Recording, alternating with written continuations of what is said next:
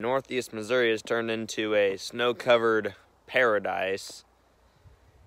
And yeah, I haven't made a video for a while, mostly because I haven't done anything related to my equipment, but I got something finally that I can make a video about. I'll show you what it is.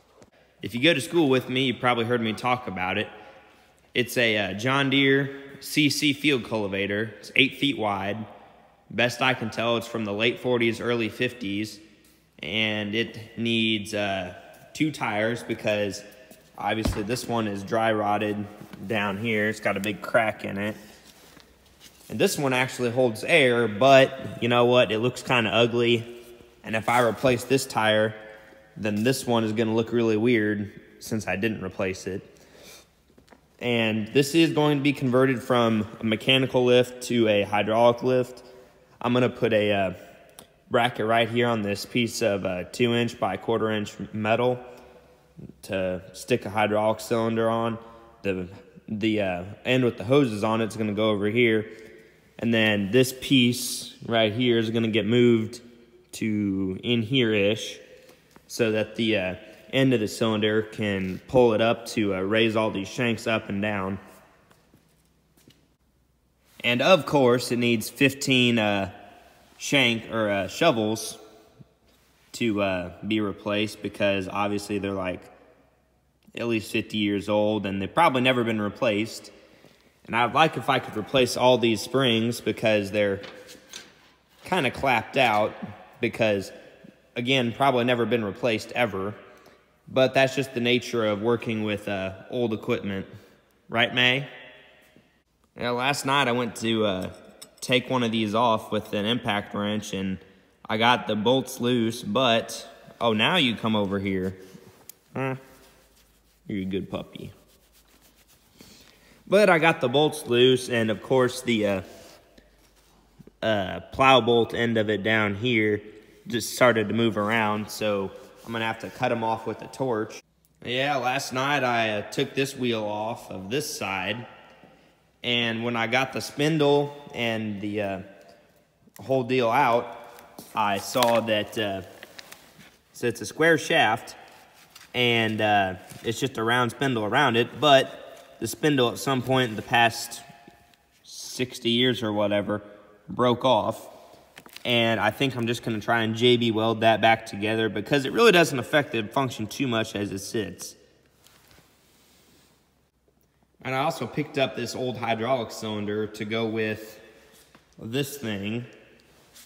And I found that I tripped over this in the scrapyard and I threw it on my wagon of stuff that I was getting, and I don't recall how much I paid for it, but it was a fairly decent deal. And then I painted it up and put hoses on it, and it's good as new. And I also have these fenders, which are for another project, which I do not actually have here in the shop yet. I'm very excited to have these fenders because it's for a special project that doesn't have fenders right now and isn't actually here in the shop. I'll give you a hint what it is. It's a 3-digit series John Deere 2-cylinder made in 1959. And theoretically, since I now have a tractor with power steering and enough electronic power to run auto steer like this screen and this globe, you know what, I'm really tempted to try and rig up auto steer on a 2-cylinder John Deere tractor just to say that I can. And you know what, it would be really cool because I don't know anybody else that has one. And come on, it's just what you do. You try to rig old stuff up to be new, even though it's still going to be old when you're done with it and you invested a bunch of money in it.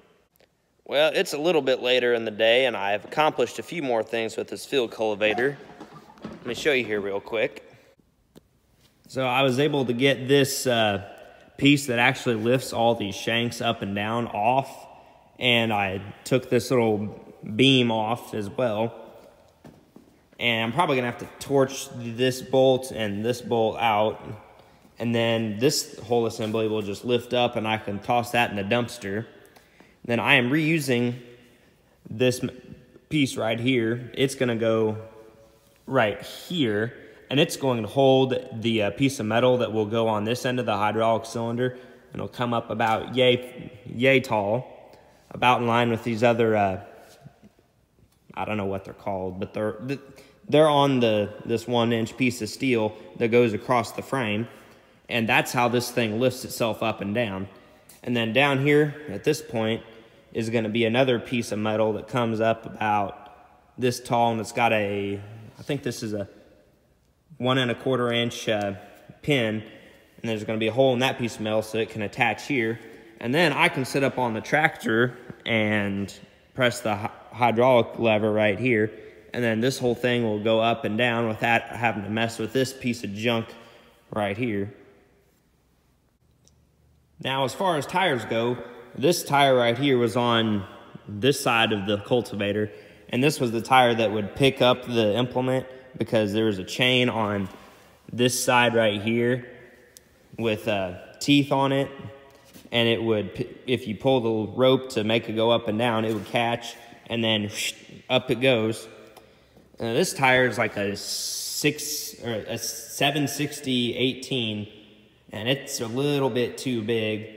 And the other tire, which is in my dad's truck out there, is a 650/16, and I think it's about the perfect size.